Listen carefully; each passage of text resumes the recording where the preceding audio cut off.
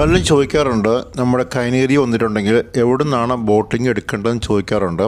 അപ്പോൾ നമ്മൾ ടെർമിനലിന് ഏകദേശം 1 കിലോമീറ്റർ മുമ്പ് ഒരു പാലമൊക്കെ ഉണ്ട്. ആ പാലത്തിൻ്റെ ഭാഗത്ത് നിന്ന് എടുക്കുകയാണെങ്കിൽ കുറച്ചും കൂടെ നല്ലതായിരിക്കും. അവിടെ കാണാൻ നല്ല പ്രദേശങ്ങളുണ്ടാവും.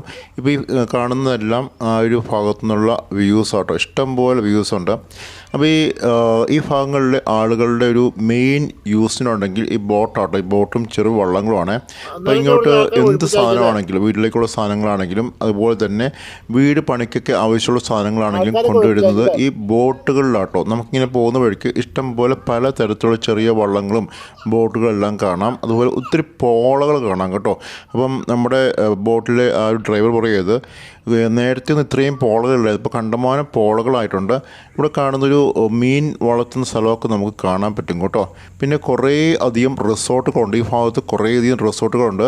അപ്പോൾ റിസോർട്ട് ഇരിക്കുന്ന ഭാഗത്തിനൊക്കെ സ്ഥലത്തിന് നല്ല വിലയാണ്. പക്ഷേ അല്ലാത്ത ഭാഗത്തൊക്കെ സ്ഥലത്തിന് കാര്യമായിട്ട് വിലയൊന്നും ഇവിടെ ഇല്ല കേട്ടോ.